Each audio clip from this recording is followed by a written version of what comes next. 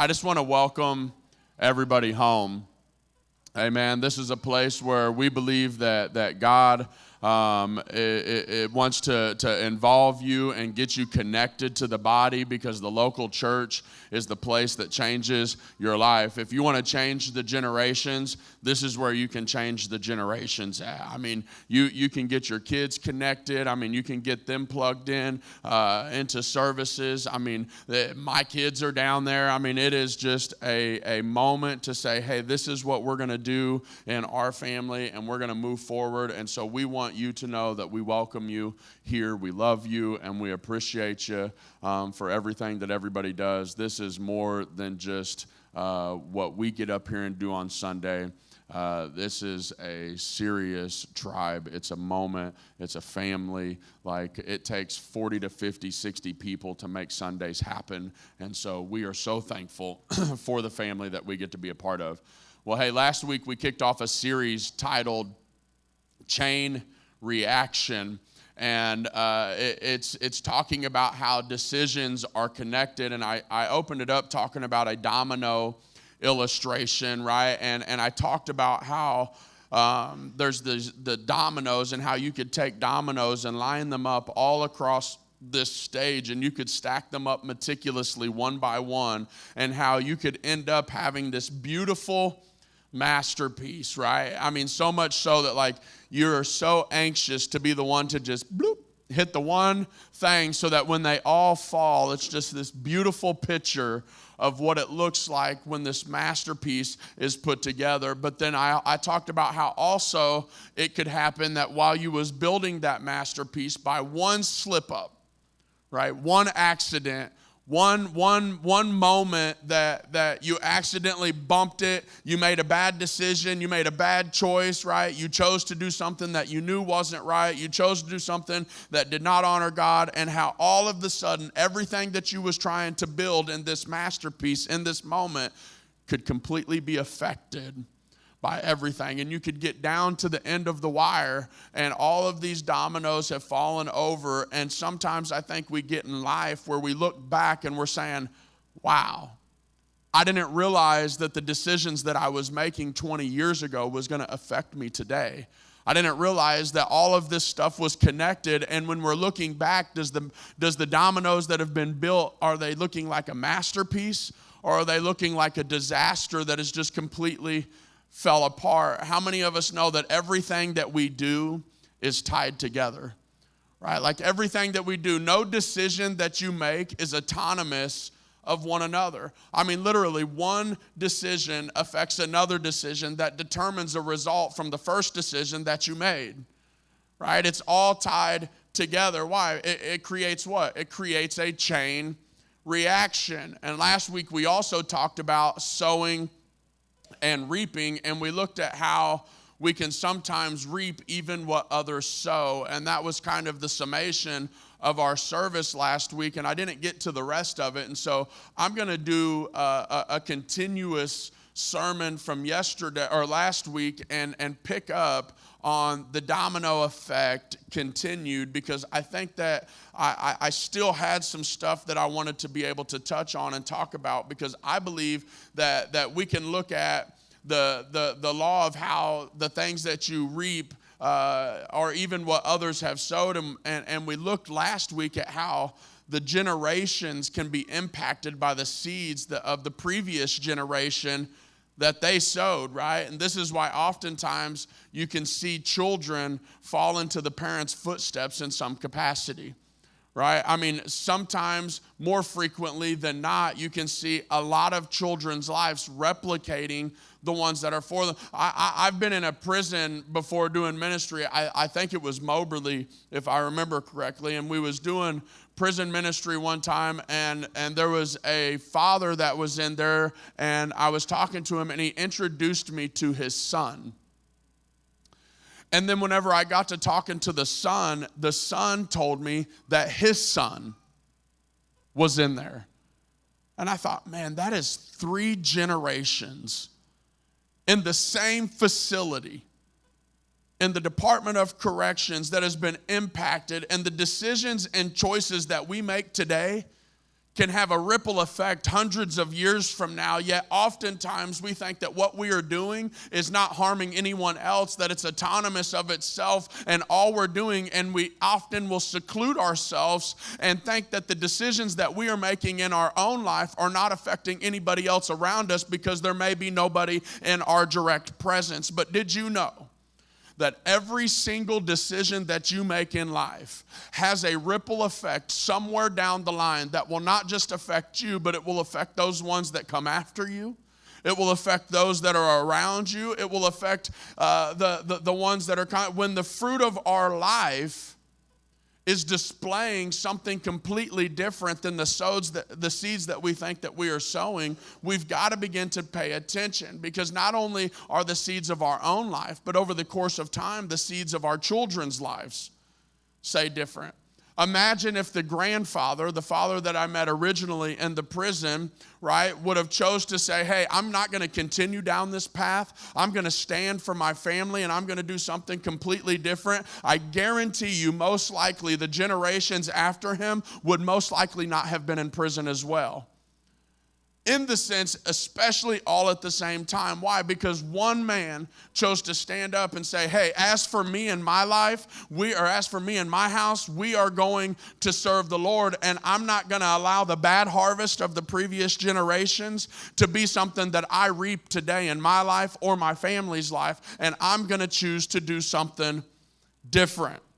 I want to look at Joshua 24 today and really kind of break some of this open and talk about what this means. And so in Joshua 24, it's kind of a lengthy passage, but it's all right. We're going to get there.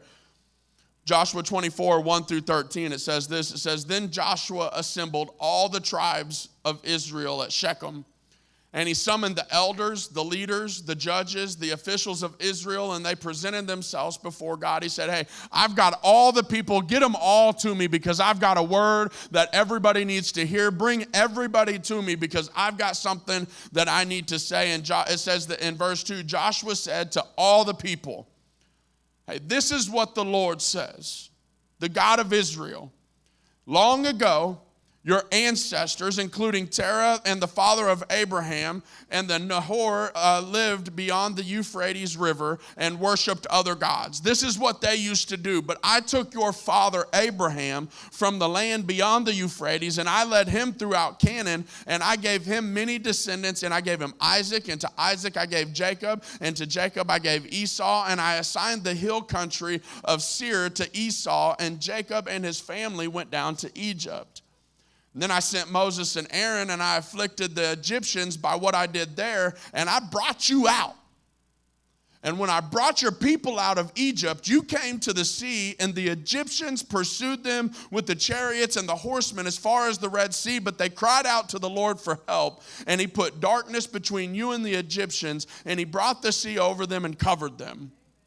And you saw with your own eyes what I did to the Egyptians, and then you lived in the wilderness for a long time. Listen, I brought you out of the land of the Amorites who lived east of the Jordan, and they fought against you. But I gave them into your hands. I destroyed them before you. And you took possession of their land. And when Balak, son of Zippor, the king of Moab, prepared to fight against the Israelites, he sent for Balaam, the son of Beor, to put a curse on you. But I would not listen to Balaam, and so he blessed you again and again, and I delivered you out of his hand. And then you crossed the Jordan and came to Jericho, and the citizens of Jericho fought against you again. You've had continual problem after problem after problem, and as did the Amorites and the Perizzites and the Canaanites and the Hittites and all these other ites. And I gave them into your hands. Listen, I sent the hornets ahead of you, which drove them out before you, and also the two Amorite kings. You did not do it with your own sword and bow, so I gave the land on which you did not toil and the cities that you did not build, and you live in them and eat from the vineyards of the olive groves that you did not plant. He says, hey, look down through the generational history of your life. and see how God has delivered you time after time after time, and he has reaped a harvest, and you have reaped a harvest that you did not plant. And because of it, you have fought through hell. But God has been faithful to deliver you every single time, even when the generations before you refused to serve God. They chased after the things that were contrary to a godly life. They put things before God and worshiped things that they worshiped things that dishonored God. Look down your family lineage. Look down all of the families in the past, and Joshua pulled all of these leaders together, and he pulled all the tribes together, and he's looking at them, and he's trying to remind them of the generational history that has been passed down generation after generation after generation. And he goes on to say in verse 14, he says, now fear the Lord. He says, hey, look, I know what all of your stuff has been. I know what all of your family has done. I know what their family has done. I know what all of the ancestors has done. And I pulled them through every single time. And even though they continued to disobey me, even though they continued to do it, you've got the opportunity to stand up and do something different. And he says, now fear the Lord and serve him with all faithfulness, and throw away the gods of your ancestors that they worshiped.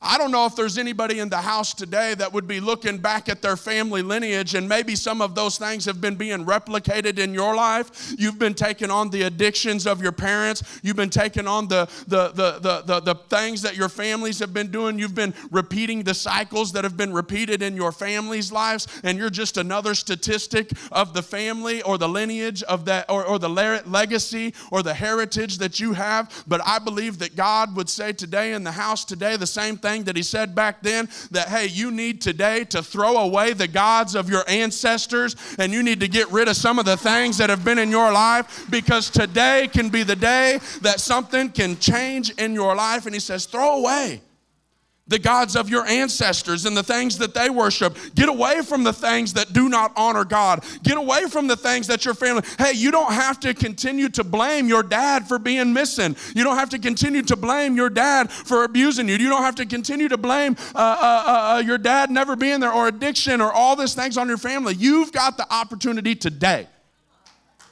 to say, I'm going to throw away everything that my family ever did and served, and I'm going to start a new lineage.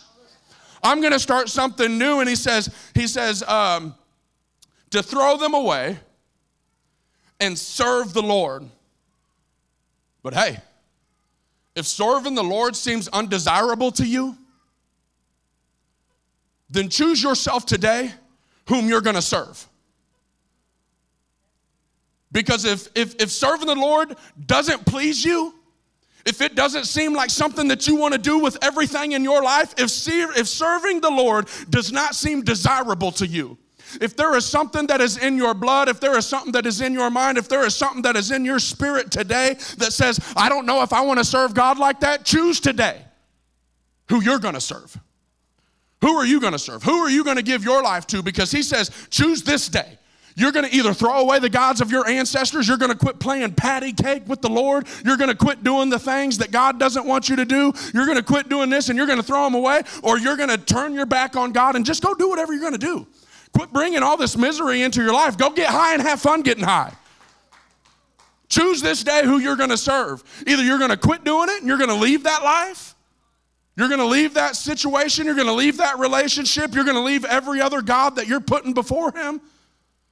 Or this day, he says, choose this day who you will serve, whether the gods of your ancestors, the gods of the Amorites, in whose land you are serving. I don't know what you're about to do, but as for me and my house, we will serve the Lord. And Joshua, I believe, drops the microphone, walks back over, kicks his feet up, and begins to put an offering that pleases the Lord. He was cooking a fat ribeye steak. Okay? Come on. And then he sat down and ate it, and everybody else, I don't know what they did. That's a whole different sermon. We're not talking about that. But he said, hey, look, if serving the Lord seems undesirable to you, then choose, man. It's simple. Choose. Choose who you're going to serve. And do that. Do it with everything that you got. Because it's not enough to just play both sides. That's what he's saying. He's saying, hey, it's not enough for you to play this side over here, but then act this way in front of other people. Hey, are you going to keep serving the same things that have held your previous generations hostage and bondage? Or are you going to step over here and you're going to serve the God of Abraham, Isaac, and Jacob? You're going to stand over here and you're going to continue to be a slave to the same thing that has trapped every other single generation before you? Or are you going to say, no, I'm not doing it no more. I'm going to take a stand and I'm going to allow the generations after me, my kids will begin. It's not too late. I promise you.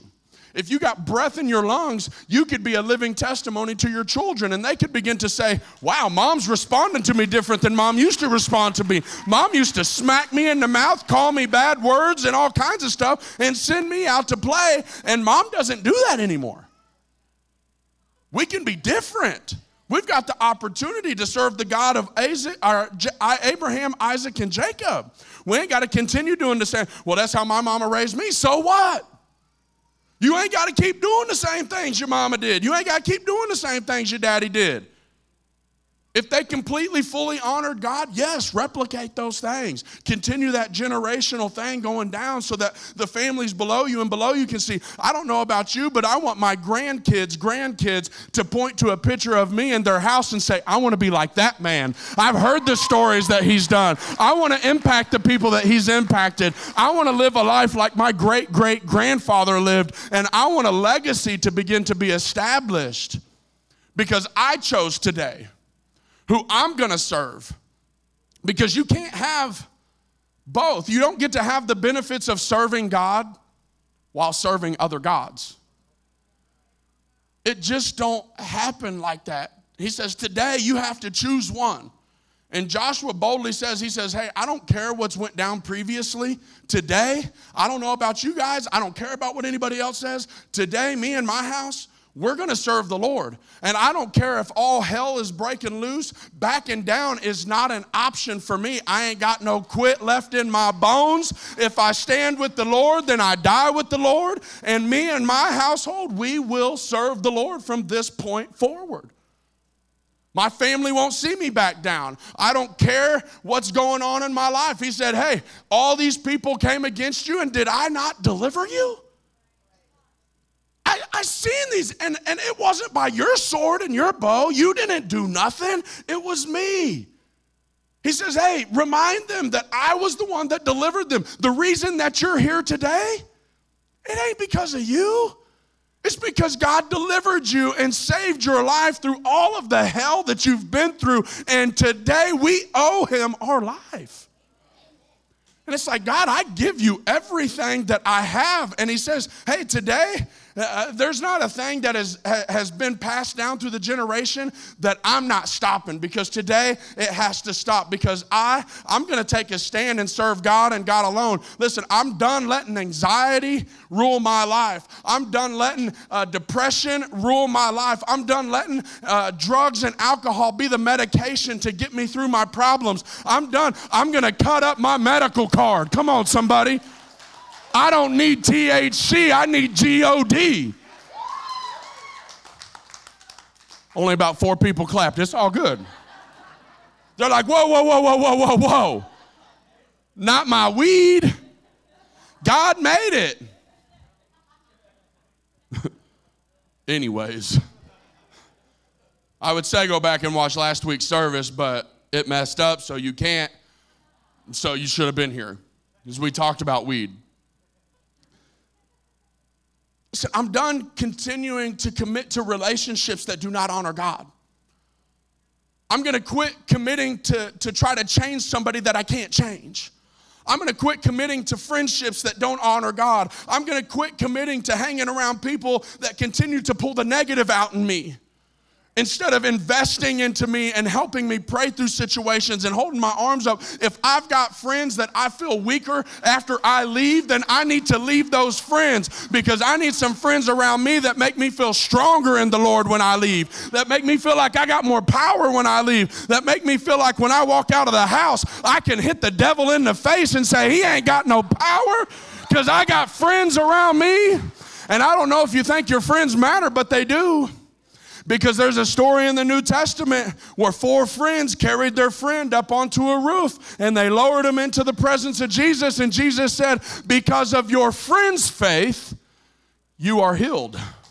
Listen, your friends matter, man. They need to, I'm done having sex outside of marriage. I'm done worshiping that God. I'm done worshiping that thing thinking that I need to fulfill the lust of my flesh, or the lust of my flesh, the lust of my flesh. I've did that before and it sounded like a cuss word and everybody thought I cussed on stage. When y'all cuss every day. Sorry. Not sorry. Anyways, I need to get back to where I'm going. And he's like, hey, listen, I'm done. I'm done, God. I just want you, because as for me and my house, we will serve the Lord. Let me ask you this. What are you doing right now in your life that may be planting seeds that will affect other generations to come? Because you're doing it, whether it's good or bad. And some of the passive behaviors that we have, thinking that it's not affecting anything, is affecting far more than what we know. And the lackadaisical commitment that we have in our life is going to be passed down to the generations to come, and we don't understand it. Listen, do not take a casual attitude towards unholy or gateway things. Why? Because often what is a minor issue in one generation becomes a complete problem in the next generation. Why? Because the child tends to push the boundary a little bit further than the next one. When on the flip side, what is a good trait, if properly cultivated, can often become an excellent trait. Right? Like if it's done right, it can become an excellent trait. And one of the greatest joys in life is allowing Christ to break some of the things that has had a hold on your family for generation after generation after generation, and then seeing them being able to pass on new ways of doing things to the next generation after them. That's one of the blessings of my job, that it makes it all worth it. All the hell that you get to see in people's lives, that's the thing. When you find that person grasp it and they're like, yes, I'm choosing today. I'm not making any other decision but serving God. If it don't honor God, I'm not doing it. My family's not doing it. I'm going to take a stand and I'm going to live for it. Listen, we are affected by the decisions of others. We harvest only what has been sown. Like it's just a proven fact. And the domino that falls is a domino that was placed there by someone's decision.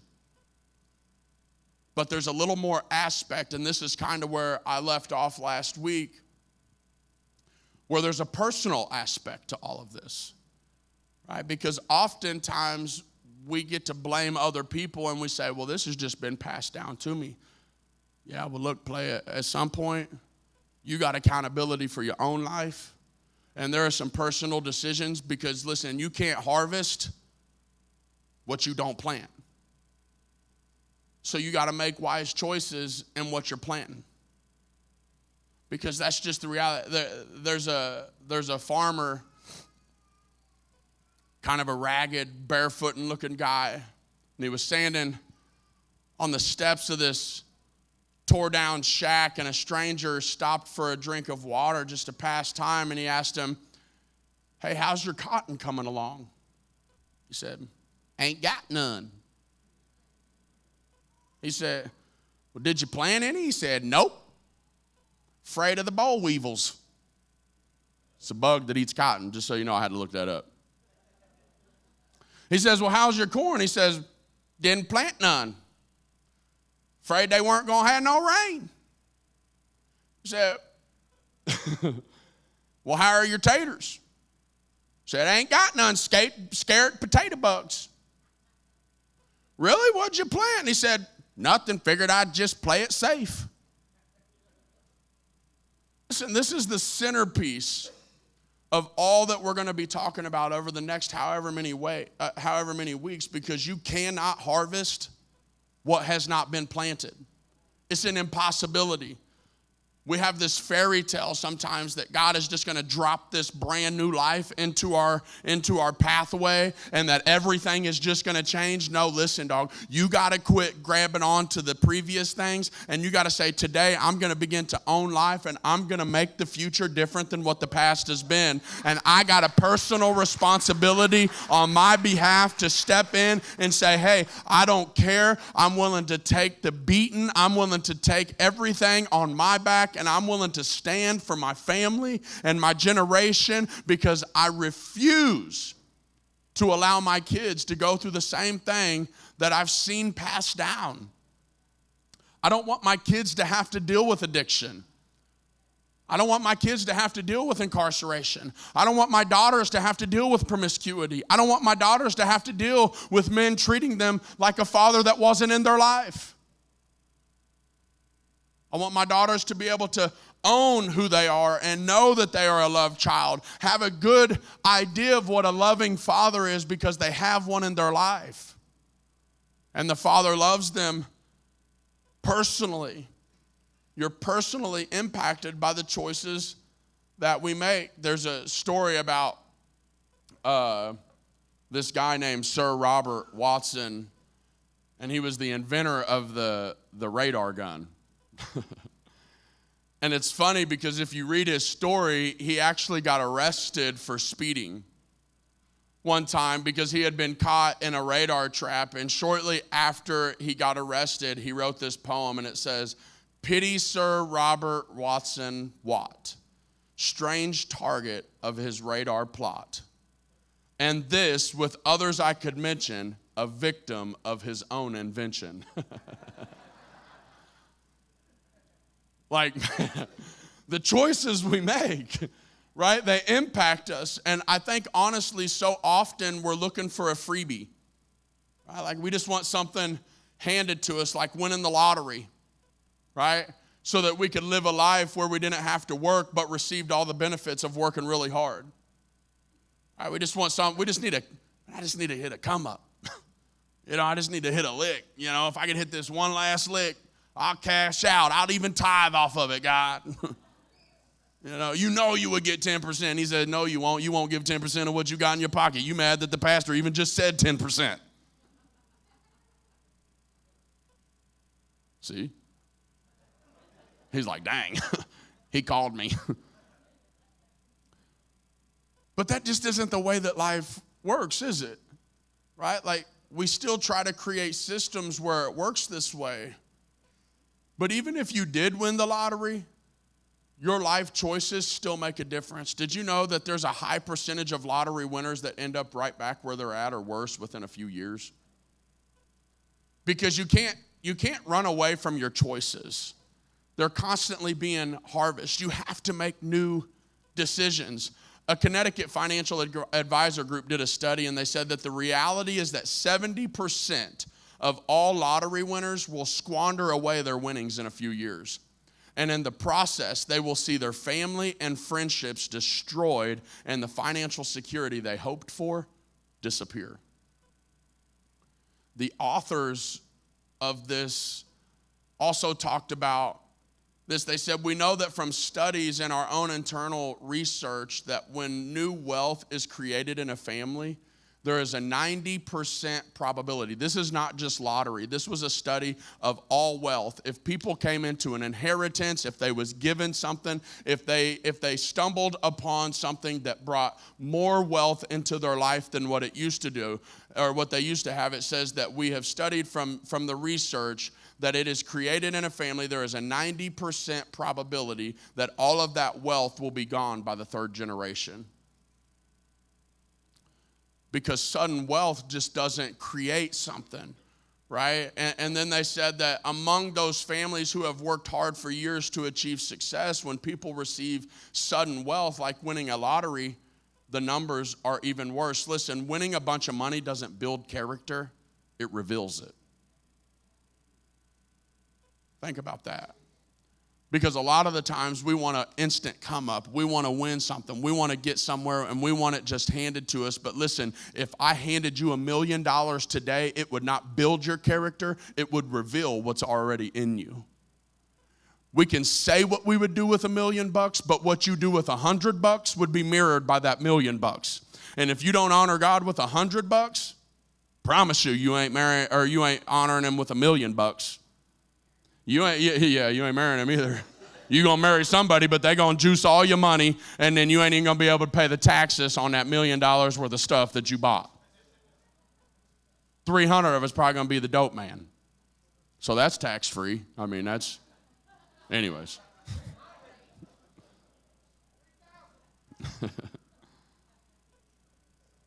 Here's the truth to ponder. Where you are because of the choices that you have made. Right? We often don't like that statement, right? Because it means that we've got to take responsibility and ownership. Oftentimes we actually want to run from this statement or just justify it or throw it away.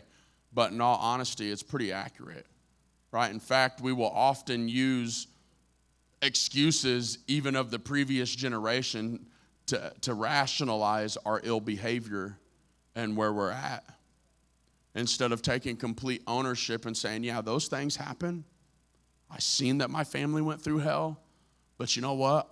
I'm not going to continue to allow that to happen, because I'm going to do like Joshua, and I'm going to stand up, and I'm going to be noticed by being the one that took a stand and did something different.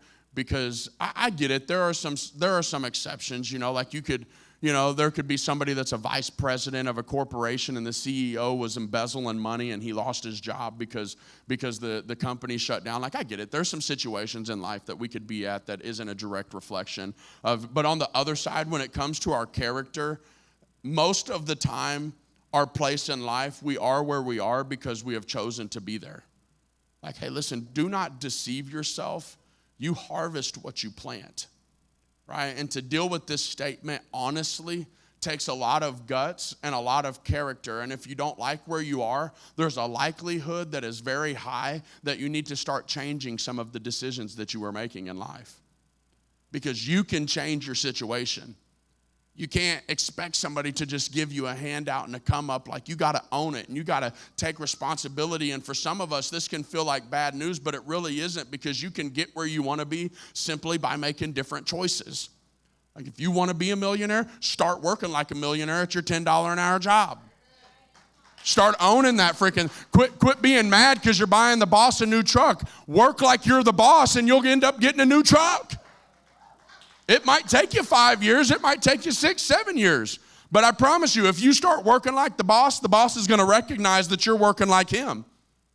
And then the next thing you know, the boss is going to pull up on you and be like, hey, here's a promotion.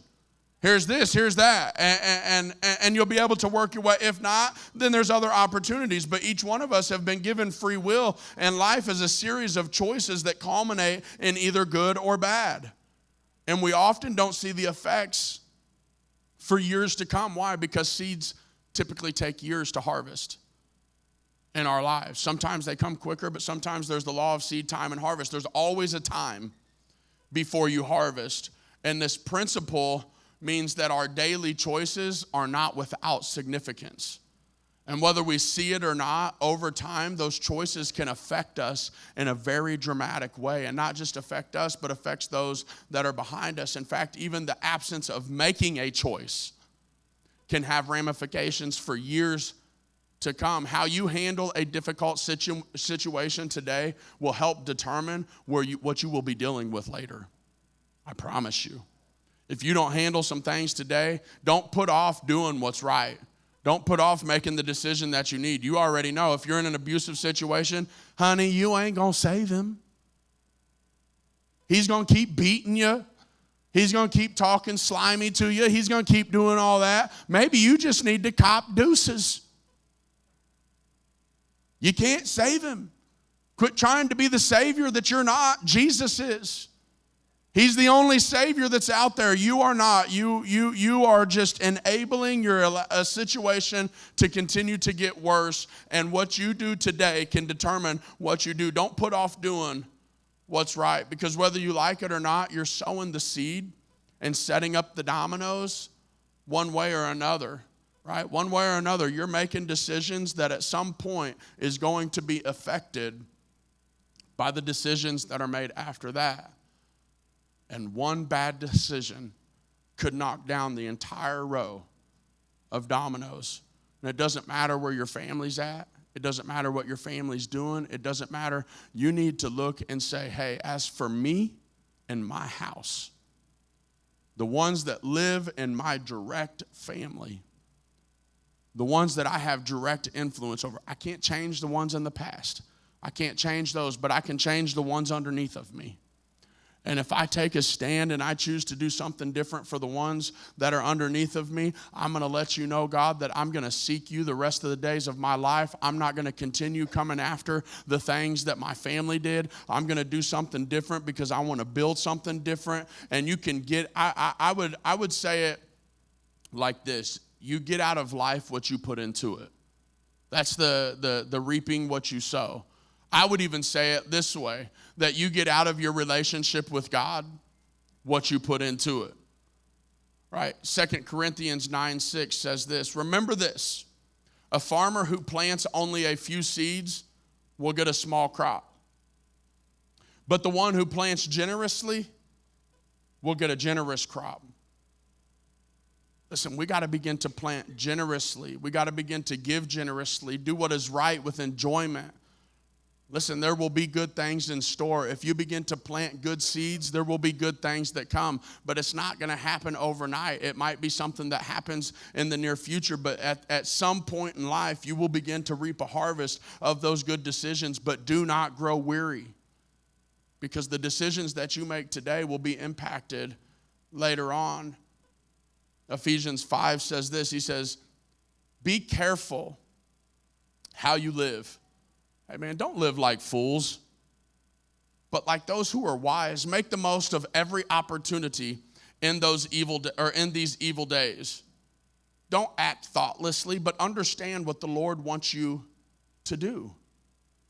I've heard it said this way: don't judge each day by the harvest you crop, or by the crop you harvest, but by the seeds that you plant.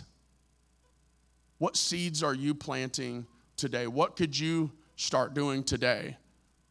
What could you start doing today to get you closer to a better tomorrow?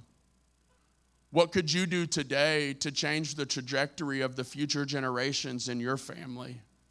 Right? What could you do today to start becoming a more passionate follower of Jesus in your life, so that the end result would be the ones coming after you would be passionate followers of Jesus? You can keep reaping a harvest of the previous generations if you want to. You can keep serving false gods. You can keep serving the gods of the previous generations. Or you can say, hey, today, as for me and my house, we will serve the Lord.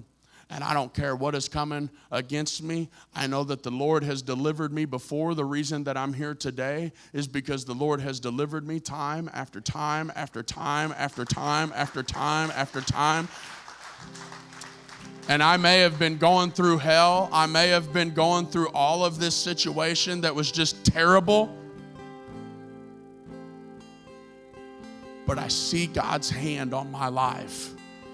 And I know that he's doing something in me. I know that he's doing something through me. And I'm going to do whatever I can, because I owe him my life. And I owe it to him for me. I owe it to him for my kids. I owe it to him for my family. Because if anybody can see that my life has been impacted by Jesus Christ, then they can see that there is a God that is real and that he changes people's lives.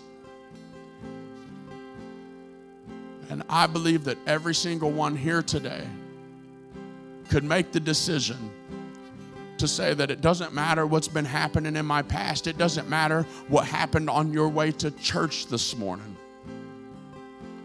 God can change your situation. And if you lean into him and you begin to seek him out with everything that you have, and every decision that you make honors God from this point forward. Are you going to mess up? Yes. You repent and you return to the Father. You don't dwell in it. You don't lay in it. You don't waller in the pigs. You don't live out there like the prodigal did, but you come back immediately and you allow yourself to be returned to the Father and say, God, I'm sorry. Teach me how to do better, and then start doing better. Because the generations after you are relying on your decisions that you're making today.